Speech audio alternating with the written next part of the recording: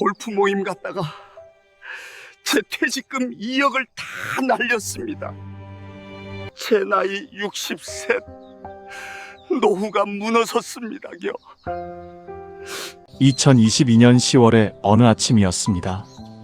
그날도 평소처럼 눈을 뜨고 가볍게 몸을 풀며 새벽 산책을 하고 돌아오면 모닝커피를 마시며 습관처럼 휴대폰을 들었습니다. 제일 먼저 골프 모임 단톡방을 눌렀는데 3일째 화면이 조용했습니다. 평소라면 새벽부터 수십 개 메시지가 올라와 있어야 하는데 마지막 글이 사흘 전에 멈춰 있었던 거죠.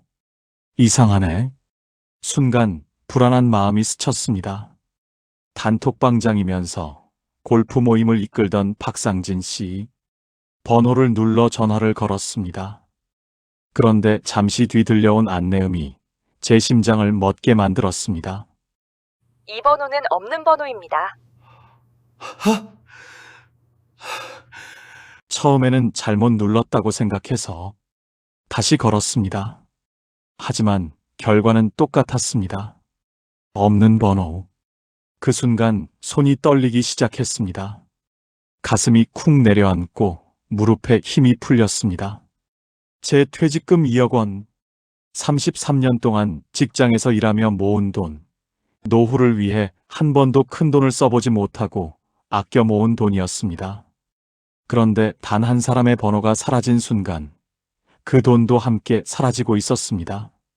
그때까지만 해도 저는 몰랐습니다.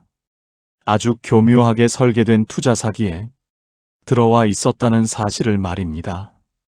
물론 처음엔 의심을 했었죠. 계좌도 확인했고 회사도 검색했고 단톡방 사람들과 매일 대화를 나눴습니다. 그래서 저는 속지 않을 거라고 믿었거든요. 그런데 딱 한 가지를 놓쳤어요. 정말 많은 분들이 똑같이 놓치는 그 한 가지입니다. 오늘 이 이야기를 드리는 이유는 저처럼 평생 모은 돈을 한순간에 잃는 분이 더 이상 생기지 않았으면 하는 마음 때문입니다.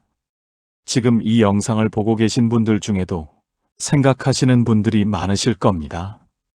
나는 절대 안 속는다라고. 사실 저도 그랬습니다. 하지만 제가 어떤 과정을 거쳐 이 단톡방에 들어갔는지, 그리고 사람들이 왜 그렇게 쉽게 믿게 되는지 그 과정을 하나씩 말씀드리면 아마 생각이 조금 달라지실지도 모릅니다. 혹시 이 이야기가 조금이라도 도움이 될 것 같다면 구독과 좋아요를 한번 눌러주시면 감사하겠습니다.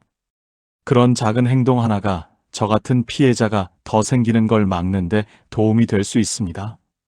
지금부터 제가 어떻게 2억 원을 투자하게 되었고 왜 그날 아침 없는 번호입니다라는 말 한마디로 모든 것이 무너졌는지 전부 말씀드리겠습니다. 그리고 이 이야기 끝에는 꼭 기억하셨으면 하는 아주 중요한 경고 하나를 남겨드리겠습니다. 많은 분들이 바로 그 순간에 속기 때문이에요. 이제 제 얘기를 시작해 보겠습니다. 제 이름은 김영수입니다. 올해로 63이고 슬하에 아들 하나, 딸 하나 있습니다. 지금은 서울 노원구의 작은 아파트에서 아내와 단둘이 살고 있어요. 2년 전까지만 해도 저는 삼정기계라는 중소제조업 회사의 생산관리부장이었습니다. 33년이라는 시간을 그 회사에 바쳤습니다. 처음 입사한 건 1990년이었어요. 29살 막 결혼을 하고 아이가 생길 무렵이었죠. 당시 초임 월급은 65만 원이었습니다.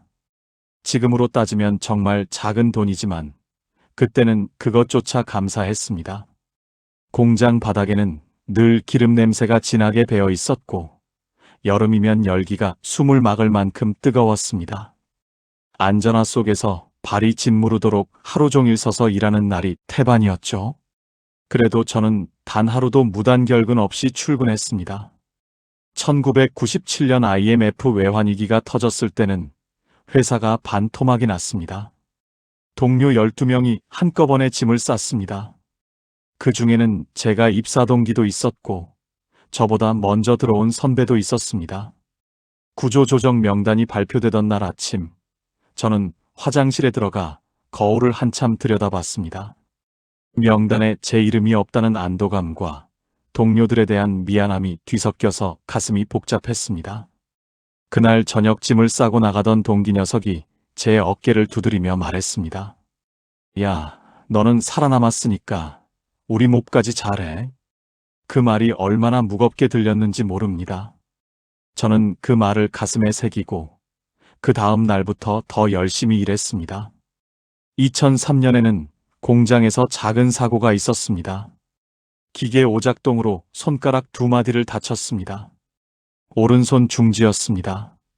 병원에서 치료를 받고 붕대를 감은 채로 다음 날 바로 출근했습니다. 관리자가 쉬어도 된다고 했지만 저는 고개를 저었습니다.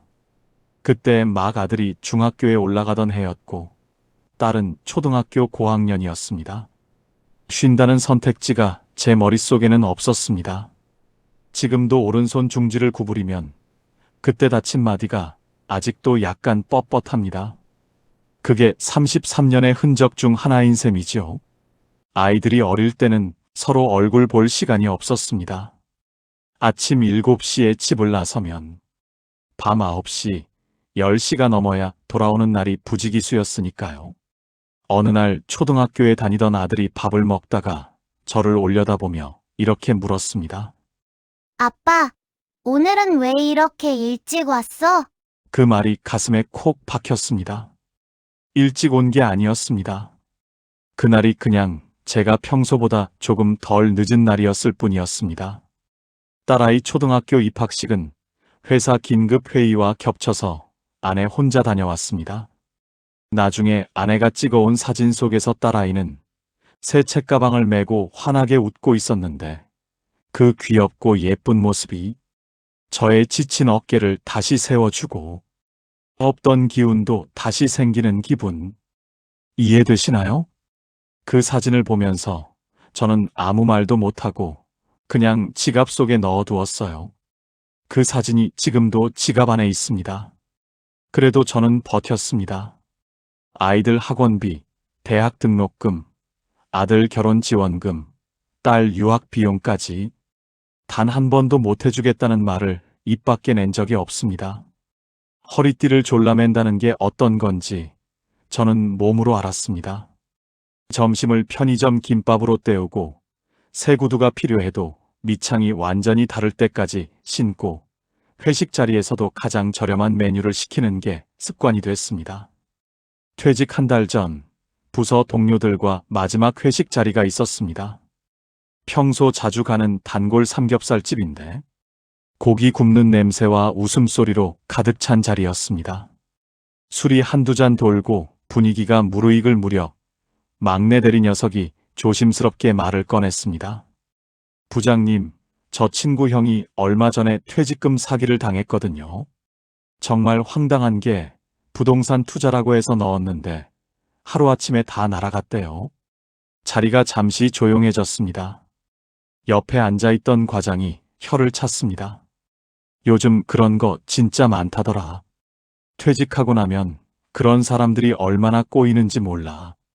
또 다른 동료가 맞장구를 쳤습니다. 퇴직금이 한꺼번에 통장에 들어오면 그게 얼마인지 좀 많게 느껴지잖아요. 그러니까 쉽게 움직이게 되는 거 아닐까요? 막내 대리가 다시 말했습니다. 그 형이 그러셨대요. 아는 사람 소개로 시작했는데 처음에 수익이 조금 생기니까 믿게 됐다고요.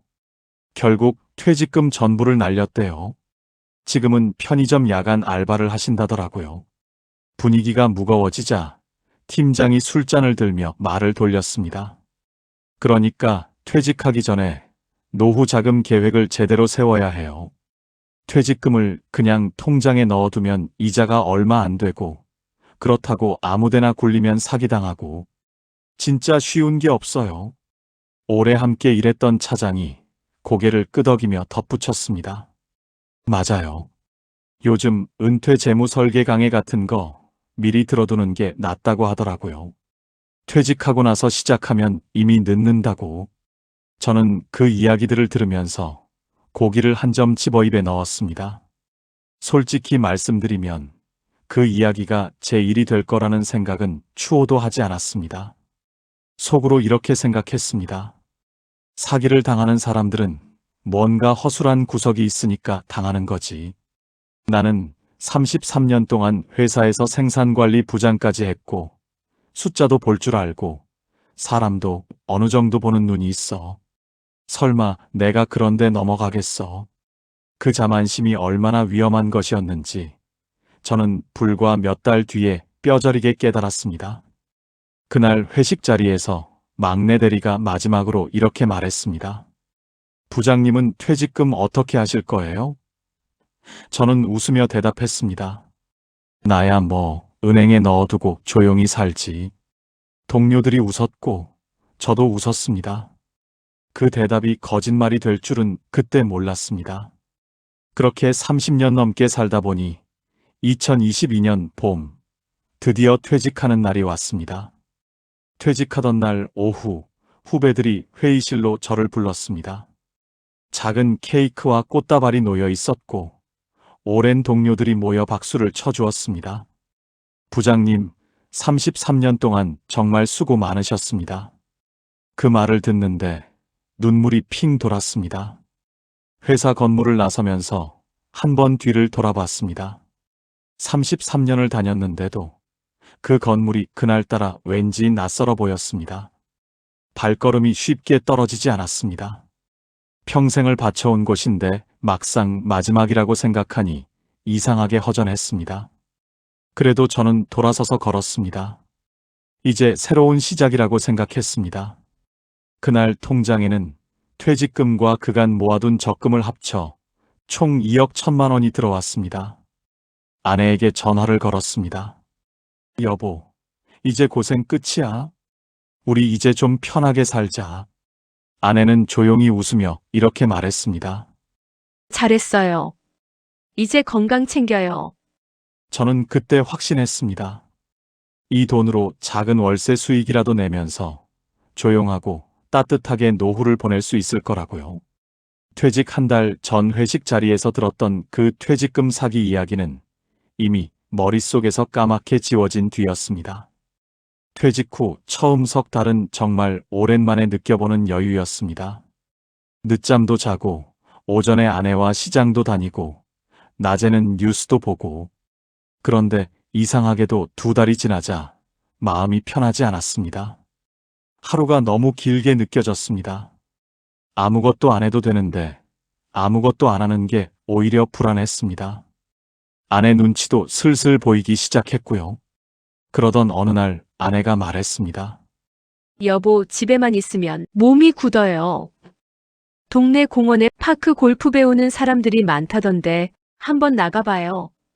저는 처음에 나이 들어서 골프가 뭐야라고 했는데 아내가 계속 권하는 바람에 한번 나가봤습니다. 그게 2022년 6월이었습니다. 공원에 나가보니 생각보다 많은 분들이 파크 골프를 즐기고 계셨습니다. 50대, 60대 분들이 대부분이었는데 분위기가 무척 밝고 활기찼습니다. 한 어르신이 먼저 말을 걸어주셨습니다.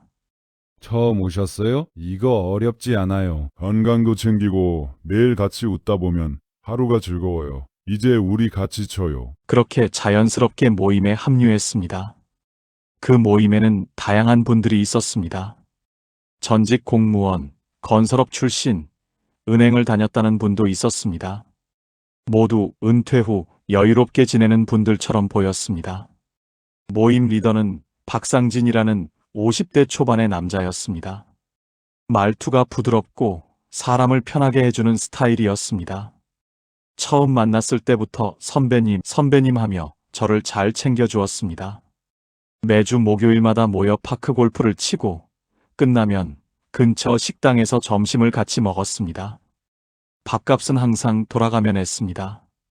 처음 몇 번은 제가 이렇게 편한 사람들을 만난 게 신기하기도 했고 솔직히 즐거웠습니다.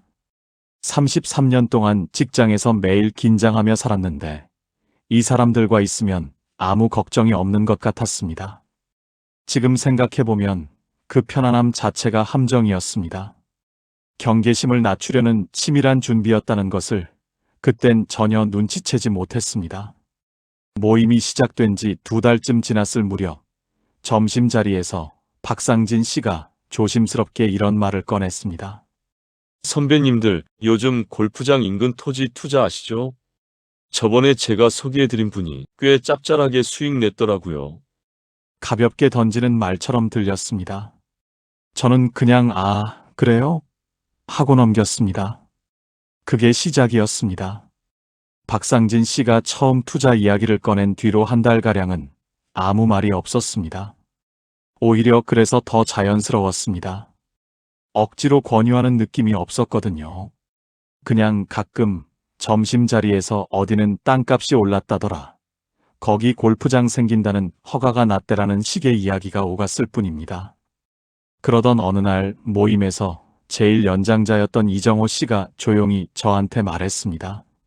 영수 씨, 나는 지난달에 거기 3천 넣었는데 이번 달에는 180이 들어왔어. 5월 6% 수익이었습니다.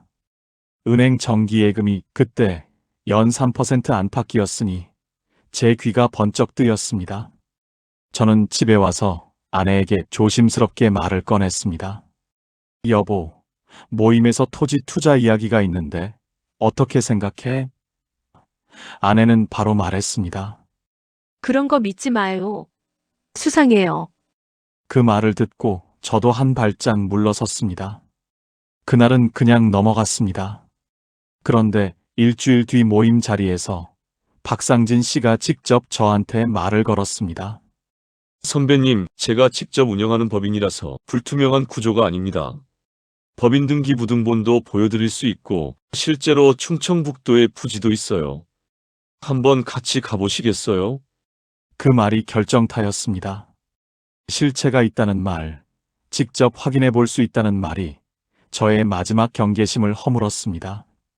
실제로 우리는 충청북도 음성군 인근 부지를 방문했습니다.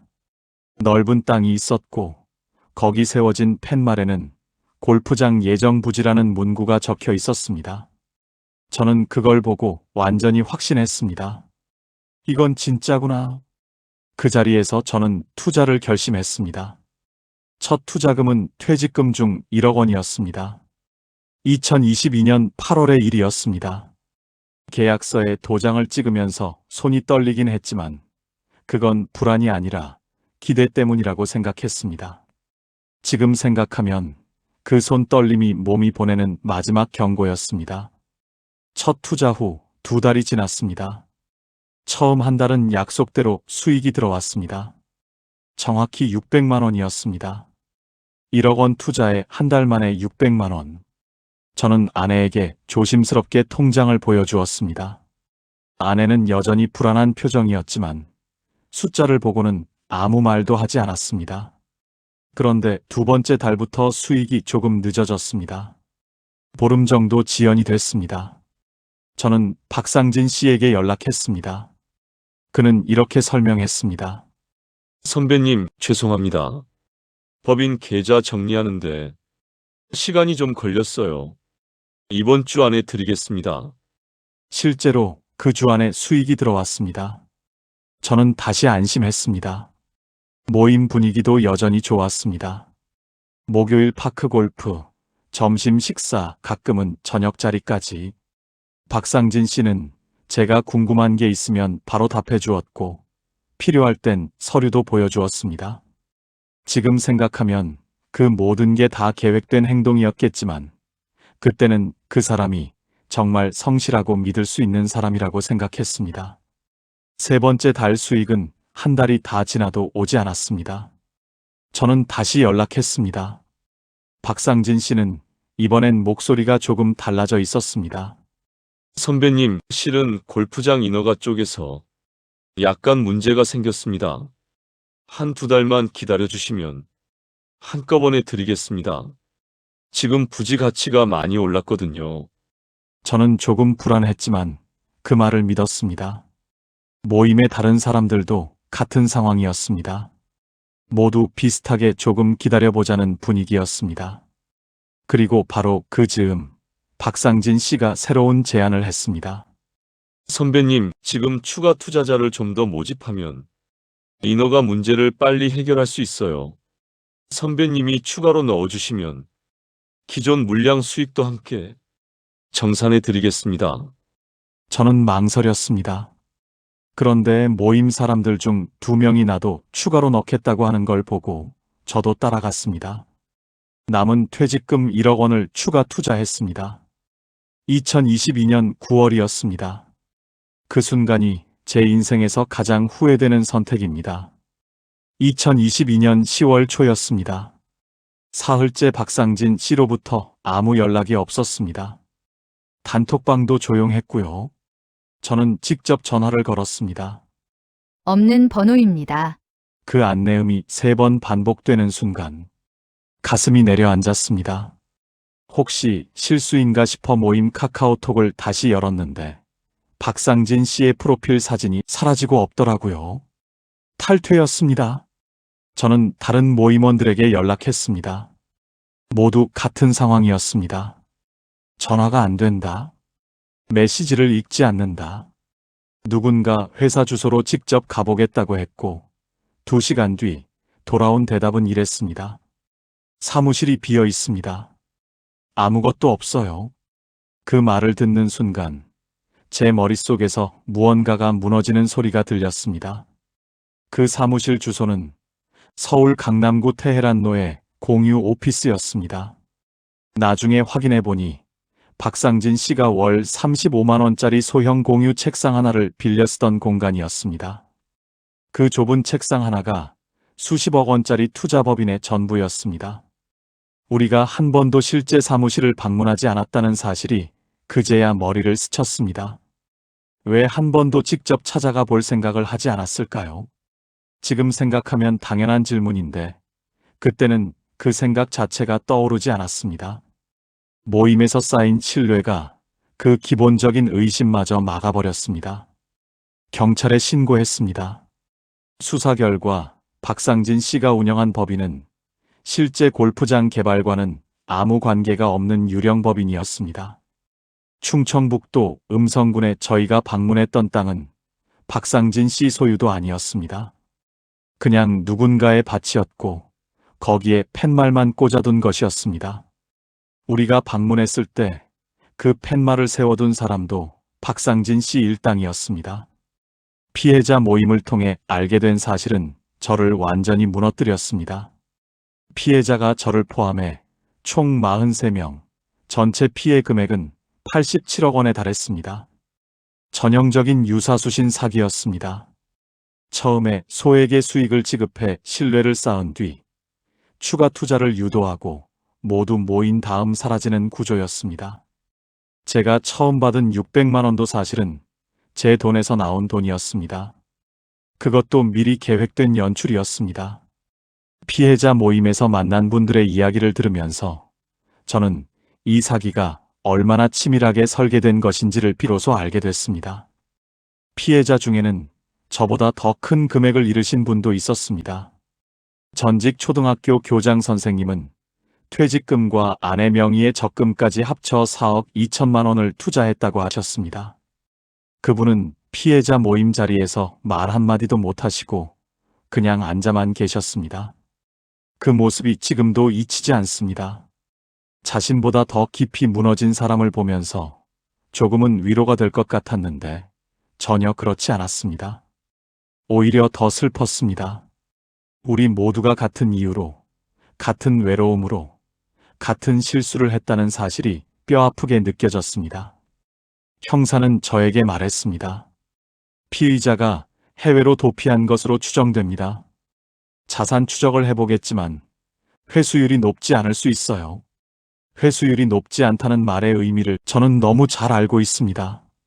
실제로 그로부터 1년이 지난 뒤에도 박상진 씨는 검거되지 않았습니다.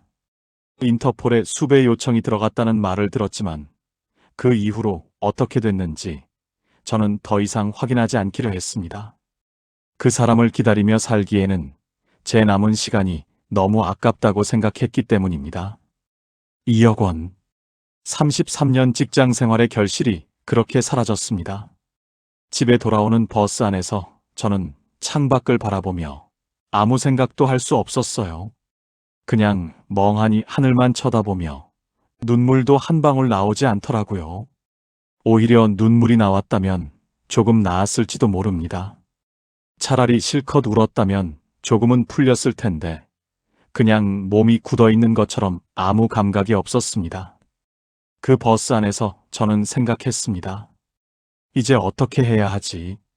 아내한테 뭐라고 말하지? 딸아이한테는 어떻게 설명하지? 그 질문들이 머릿속을 빙빙 돌았지만 아무 답도 나오지 않았습니다. 버스 종점에 도착해서야 정신을 차리고 내렸습니다. 집까지 걷는 10분이 그날따라 몇 시간처럼 느껴졌습니다. 집에 들어서자 아내가 밥을 차리고 있었습니다. 저는 식탁 앞에 앉아서 아무것도 먹지 못했습니다. 아내가 이상하다고 느꼈는지 조심스럽게 물었습니다. 무슨 일 있어요? 저는 한참 동안 말을 못했습니다. 그러다가 결국 전부 털어놓았습니다. 퇴직금 2억을 전부 투자한 것, 아내 몰래 진행했던 것, 지금 그 돈이 전부 사라진 것. 말하면서 제 목소리가 떨렸습니다. 아내는 듣다가 숟가락을 내려놓았습니다. 그리고 오랫동안 아무 말이 없었습니다. 그 침묵이 어떤 말보다 더 무겁게 느껴졌습니다. 잠시 뒤 아내가 말했습니다. 내가 뭐라고 했어요? 처음에 이상하다고 했잖아요. 저는 아무 대꾸도 못하겠더라고요. 아내가 계속 말을 이어갔습니다. 그럼 지금 우리 생활비는요? 노후는요? 그 말이 비수처럼 꽂혔습니다. 왜냐하면 저도 그 질문에 대한 답이 없었기 때문이죠. 아내는 그날 밤 내내 잠을 자지 못했습니다. 저도 마찬가지였습니다. 천장을 바라보며 나란히 누워 있었는데 두 사람 다 아무 말이 없었습니다. 그 침묵이 33년 결혼 생활 중 제가 경험한 가장 긴 밤이었습니다. 싸우는 것도 아니고 그렇다고 위로하는 것도 아니고 그냥 무너진 채로 나란히 누워있는 그 시간이 얼마나 고통스러웠는지 모릅니다. 새벽 3시쯤 됐을까요? 아내가 조용히 일어나 부엌으로 나갔습니다. 물 마시러 가는 줄 알았는데 한참이 지나도 들어오지 않았습니다. 제가 살며시 나가보니 아내가 부엌 식탁에 앉아 손으로 얼굴을 가리고 있었습니다. 울고 있었습니다. 소리 없이 울고 있었습니다. 저는 그 모습을 보고 더 이상 아무것도 할 수가 없었습니다. 그냥 옆에 앉아서 등을 한번 두드려주는 것밖에 할 수 없었습니다. 며칠 뒤 아내와 함께 통장을 정리해 봤습니다. 퇴직금 2억은 전부 사라졌고 생활비 통장에는 400만 원이 남아 있었습니다. 아파트 담보대출 잔액은 1억 원이었습니다. 아내의 얼굴이 새하얗게 됐습니다. 그때 저는 차마 말하지 못한 게 하나 더 있었습니다. 두 번째 투자를 결정하면서 딸아이 결혼 자금으로 따로 떼어놓았던 3천만 원까지 합쳐 넣었다는 것이었습니다. 결국 그 이야기도 하게 됐습니다. 아내는 그 말을 듣고 방으로 들어가 문을 닫았습니다. 저는 거실에 혼자 앉아 있었습니다. 33년 동안 단 한 번도 이 가정의 짐이 되고 싶지 않았는데 제가 이 가정에서 가장 큰 짐이 되어버린 순간이었습니다. 딸아이에게는 한동안 알리지 않기로 했습니다. 아직 결혼 계획이 구체적으로 잡혀 있는 게 아니었기 때문에 조금이라도 상황을 수습한 뒤에 말하자고 아내와 합의했습니다. 그런데 2달이 지났을 무렵 딸아이가 먼저 전화를 해왔습니다. 아빠, 나 내년에 결혼하고 싶은 사람 생겼어. 그 전화를 받고 저는 말을 잇지 못했습니다. 딸아이는 아빠 왜 그래요? 기쁘지 않아요? 라고 했습니다. 저는 아니야. 기쁘지라고 대답했지만 그 목소리가 얼마나 거짓으로 들렸을지 모릅니다. 그날 밤 아내와 함께 딸아이에게 솔직히 말하기로 결심했습니다. 딸아이는 처음엔 많이 화를 냈습니다. 아빠, 왜 가족들이랑 상의도 없이 돈을 마음대로 투자하셨어요? 맞는 말이었습니다. 저는 아무 말도 할 수 없었습니다. 그냥 미안하다는 말밖에 나오지 않았습니다. 전화기 너머로 딸아이가 울음을 참는 소리가 들렸어요. 그 소리가 지금도 귓가에 남아 있습니다. 한 달 뒤, 저는 아파트 관리사무소에 경비원 자리가 있다는 공고를 보고 지원했습니다. 면접은 짧았습니다. 관리소장이 이력서를 보더니 부장님까지 하셨는데 이 일이 괜찮겠어요? 라고 물었습니다. 저는 괜찮습니다. 열심히 하겠습니다. 라고 했습니다. 그 짧은 대답을 하는데도 자존심이 얼마나 많이 걸렸는지 모릅니다. 예전 직함이 생산관리부장이었고 공장 전체를 관리하던 사람이 이제 경비초소에 앉아있게 된 것입니다. 첫 출근 날 아침 유니폼을 입으면서 거울을 봤습니다. 자존심이 무너지는 건 한순간이었습니다. 그래도 저는 그 자리로 나갔습니다. 생활비를 벌어야 했으니까요. 아내가 현관까지 따라 나와 제 등을 한 번 토닥여 주었습니다. 잘 다녀와요. 그 한마디가 그날 아침 저를 버티게 해준 전부였습니다. 7장. 제가 왜 속았는지 솔직하게 말씀드리겠습니다. 지금 돌이켜보면 제가 왜 그 사기에 걸려들었는지 어느 정도 알 수 있습니다. 그리고 그 이유가 저만의 이야기가 아니라는 것도 압니다. 먼저 가장 큰 이유는 은퇴 후 찾아오는 외로움이었습니다. 33년 동안 매일 사람들과 부대끼며 살았는데 퇴직과 동시에 그 관계가 전부 끊어졌습니다. 직장이라는 곳은 단순히 돈을 버는 공간이 아닙니다. 사람과 연결되는 공간입니다. 아침마다 왔어요? 하고 인사해주는 사람이 있고, 밥 먹자고 불러주는 사람이 있고, 퇴근하면서 수고했어요 해주는 사람이 있습니다. 33년 동안 매일 그 안에 있었는데 어느 날 갑자기 그 모든 게 사라졌습니다. 퇴직 후 2달이 지나자 그 공허함이 생각보다 훨씬 크게 느껴졌습니다. 파크 골프 모임은 그 공허함을 채워주었습니다. 저는 그 모임이 좋았고 그 사람들이 좋았습니다. 그 감정이 판단력을 흐리게 했습니다. 지금 은퇴를 앞두신 분들 혹은 이미 은퇴하신 분들께 이 말씀을 꼭 드리고 싶습니다. 은퇴 후의 외로움은 절대 가볍게 볼 것이 아닙니다. 그 외로움이 여러분을 어떤 사람에게도 어떤 모임에도 쉽게 마음을 열게 만듭니다. 그 자체는 나쁜 것이 아닙니다. 그런데 그 열린 마음을 노리는 사람들이 있다는 게 문제입니다. 사기꾼들은 여러분의 돈을 먼저 노리는 게 아닙니다. 여러분의 외로움을 먼저 노립니다. 친밀감을 쌓고 신뢰를 만들고 그 다음에 돈 이야기를 꺼냅니다. 이 순서를 기억하셔야 합니다. 두 번째는 처음에 작은 수익이었습니다. 실제로 600만 원을 받았다는 경험이 이건 진짜라는 확신을 심어줬습니다. 지금 알고 보면 그 600만 원도 결국 제 돈에서 나온 것이었지만 그것이 눈에 보이는 증거처럼 느껴졌습니다. 수익이 실제로 통장에 찍혔다는 사실 하나가 모든 의심을 지워버렸습니다. 이런 방식이 유사수신 사기의 전형적인 수법이라는 것을 저는 나중에서야 알았습니다. 실제로 금융감독원 자료에 따르면 유사수신 사기는 초기에 반드시 소액 수익을 지급하는 단계를 거칩니다. 그 소액 수익이 피해자로 하여금 더 큰 금액을 투자하게 만드는 장치입니다. 첫 수익을 받고 기뻐했던 그 순간이 사실은 함정 속으로 더 깊이 들어가는 순간이었다는 것을 저는 뒤늦게 깨달았습니다. 세 번째는 현장 방문이었습니다. 실제 땅을 눈으로 보고 실제 팻말을 보고 왔다는 사실이 저에게 결정적인 확신을 주었습니다. 그런데 그 현장 자체가 가짜로 꾸며진 연출이었습니다. 이것이 핵심입니다. 눈으로 봤다고, 직접 확인했다고 해서 그게 진실의 증거가 되는 건 아닙니다. 저는 그 사실을 너무 비싼 대가를 치르고 배웠습니다. 땅이 실제로 있다는 것과 그 땅에 투자하는 것이 합법적이고 안전한 것은 완전히 다른 이야기입니다. 그 부지가 누구 소유인지, 실제 개발 허가가 났는지, 투자금이 어떻게 운용되는지, 이 세 가지 중 저는 단 하나도 공식적으로 확인하지 않았습니다. 네 번째는 이미 넣은 돈에 대한 집착이었습니다. 두 번째 투자를 결정하던 순간, 저는 사실 속으로 불안했습니다. 그런데 이런 생각이 들었습니다.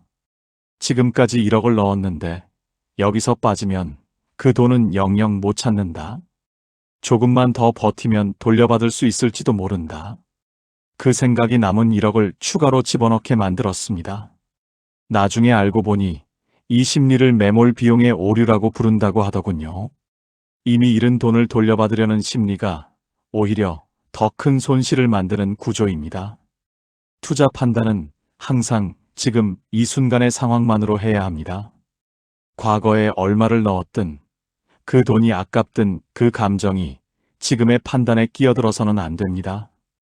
여러분께 간곡히 말씀드립니다. 은퇴 후 어떤 투자 이야기가 들어오든 그것이 지인을 통한 소개이든 직접적인 권유이든 간에 반드시 금융감독원 홈페이지에서 해당 법인이 정식 금융업 허가를 받은 곳인지 먼저 확인하십시오. 당시 2022년 기준으로 금융감독원 불법 금융신고센터에 접수된 유사수신 신고 건수가 연간 1000건을 넘었습니다.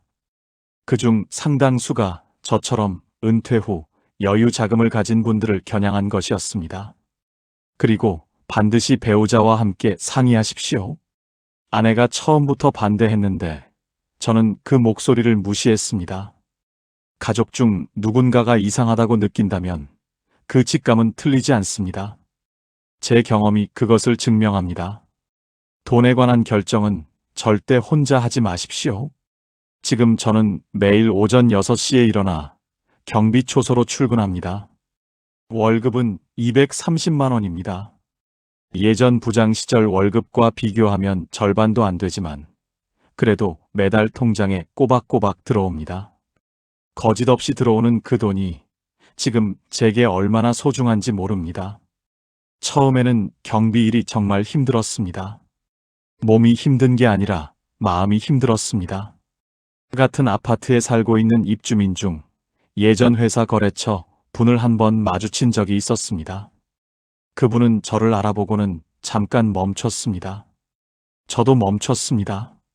아, 김 부장님 아니에요? 저는 웃으며 대답했습니다. 네, 안녕하세요. 그분은 어색하게 고개를 끄덕이고 지나갔습니다. 그날 저녁 초소에 혼자 앉아서 생각했습니다. 창피했냐고요? 솔직히 말씀드리면 처음에는 그랬습니다. 그런데 그 창피함이 며칠 지나니까 조금씩 옅어졌습니다. 이 일이 부끄러운 게 아니라는 걸 몸으로 받아들이는데 시간이 걸렸을 뿐입니다. 아내와의 관계는 한동안 많이 힘들었습니다. 몇 달간은 말없이 지내는 날도 있었습니다. 그런데 이상하게도 시간이 지나면서 다시 가까워졌습니다. 어느 날 저녁 제가 퇴근하고 들어오는데 아내가 미역국을 끓여놨습니다. 제 생일도 아닌데 말이죠. 힘들죠? 한마디였습니다. 저는 그 한마디에 눈물이 났습니다. 왜 미역국을 끓였냐고 물었더니 아내가 이렇게 말했습니다. 그냥 오늘은 따뜻한 거 먹어야 할 것 같았어요. 그 말이 2억짜리 투자 수익보다 훨씬 더 따뜻했습니다. 딸아이는 다행히 결혼 자금 문제를 나중에서야 알게 됐는데 처음에는 많이 화를 냈습니다. 하지만 시간이 지나 이렇게 말했습니다. 아빠, 그냥 건강하게 계세요. 그 말이 2억보다 더 무거웠습니다. 딸아이 결혼식은 내년 봄으로 잡혔습니다. 사위 될 사람이 둘이서 알아서 다 준비한다고 했습니다. 결혼식 전날 밤 딸아이가 전화를 해서 이런 말을 했습니다. 아빠, 내일 많이 울지 마요. 나 창피하게. 저는 웃으며 안 운다고 했습니다. 물론 거짓말이었습니다. 저는 가끔 공원을 지나다가 파크 골프를 치는 분들을 봅니다. 그분들을 볼 때마다 이런 생각을 합니다. 골프가 문제가 아니었습니다. 그 공원 자체가 문제가 아니었습니다. 외로움에 방심했던 제가 문제였습니다. 그리고 그 방심을 노린 나쁜 사람들이 있었습니다. 이 두 가지가 겹쳤을 때 재앙이 일어났습니다. 요즘 저는 퇴근 후 아내와 함께 동네 산책을 합니다. 특별한 것도 없습니다. 그냥 30분 정도 걷다가 돌아오는 게 전부입니다. 그런데 그 시간이 참 좋습니다. 예전에는 그런 시간이 있어도 무감각하게 지나쳤는데 지금은 그 평범한 저녁 산책이 하루 중 가장 소중한 시간입니다. 잃고 나서야 알게 된 것들이 너무 많습니다. 돈을 잃었지만 그보다 더 중요한 것들이 눈에 들어오기 시작했습니다. 아내의 손이 차가워졌을 때 먼저 잡아주는 것, 딸아이 전화가 오면 바로 받는 것, 아침에 눈을 떴을 때 옆에 사람이 있다는 것. 2억을 잃고 나서야 그게 얼마나 큰 재산인지 알게 됐습니다. 오늘 이 이야기를 여러분께 드리는 건 제가 특별히 용감해서가 아닙니다. 부끄럽습니다. 솔직히 지금도 이 이야기를 입 밖에 내는 게 쉽지 않습니다. 그런데 만약 이 이야기가 지금 은퇴를 앞두신 분, 혹은 부모님이 비슷한 상황에 계신 분 중 단 한 분이라도 지켜드릴 수 있다면 그 부끄러움보다 그게 더 낫겠다고 생각했습니다. 여러분, 은퇴 후의 삶은 돈이 전부가 아닙니다. 하지만 돈이 없으면 아무것도 할 수 없다는 것도 현실입니다. 그 현실을 지키는데 오늘 제 이야기가 작은 방패라도 되었으면 합니다. 혹시 부모님이 요즘 새로운 모임이나 투자 이야기를 하신다면 오늘 이 영상을 한번 보여드려 주세요. 그게 이 이야기를 꺼낸 제 가장 큰 바람입니다. 그리고 꼭 기억하셨으면 하는 아주 중요한 경고 하나를 알려드리겠습니다. 대부분의 투자 사기에서 공통으로 나타나는 결정적인 심리 순간이 있습니다. 많은 분들이 바로 그 순간에 속기 때문입니다. 돈을 보내기 직전에 스스로 의심을 멈추는 순간입니다. 많은 피해자들이 공통적으로 하는 말이 있습니다. 처음부터 아무 의심도 없이 속는 경우는 거의 없습니다. 대부분은 중간에 한 번쯤 이런 생각을 합니다. 이거 혹시 사기 아닐까? 그런데 그 다음에 이런 일이 생깁니다. 누군가 단톡방에서 이렇게 말합니다. 저도 어제 500 넣었는데 벌써 수익 났습니다. 또 다른 사람이 말합니다. 저는 1,000 넣었는데 출금도 했습니다. 그러면 사람 마음이 흔들립니다. 특히 퇴직금처럼 한 번의 선택이 노후를 바꿀 수 있는 돈일수록 더 그렇습니다. 그래서 많은 분들이 마지막 확인을 하지 않는 선택을 합니다. 예를 들면 이런 순간입니다. 다들 하는데 설마 사기겠어? 여기까지 왔는데 지금 빠지면 손해 아닌가? 한 번만 해보고 빼면 되지. 그리고 바로 그 순간 계좌이체 버튼을 누르게 됩니다. 사기범들이 노리는 것도 바로 이 지점입니다. 정보가 부족해서 속이는 게 아니라 사람의 심리가 무너지는 순간을 기다리는 겁니다. 그래서 영상 마지막에서는 보통 이렇게 정리합니다. 사기는 돈을 보낼 때 시작되는 게 아닙니다. 사기는 의심을 멈추는 순간 시작됩니다. 그리고 대부분의 피해자는 바로 그 순간에 속습니다. 오늘 이야기가 조금이라도 마음에 닿으셨다면 구독과 좋아요를 눌러주세요. 여러분이 눌러주시는 그 버튼 하나하나가 단순한 숫자가 아닙니다. 또 다른 누군가의 2억을 지켜주는 힘이 됩니다. 여러분이라면 이런 상황에서 어떻게 하셨을까요? 혹시 주변에서 이런 투자 이야기 들어보신 적 있으신가요? 여러분의 생각을 댓글로 남겨주시면 감사하겠습니다. 혹시 비슷한 경험이 있으셨거나 주변에 이런 일이 있었다면 꼭 이야기 나눠주시면 감사하겠습니다. 여러분의 경험이 이 채널을 찾아오시는 분들께 큰 힘이 됩니다. 다음 영상에서는 은퇴 후 소액으로 안전하게 용돈을 만드는 방법에 대한 실제 사례를 들고 오겠습니다. 끝까지 시청해 주셔서 진심으로 감사합니다.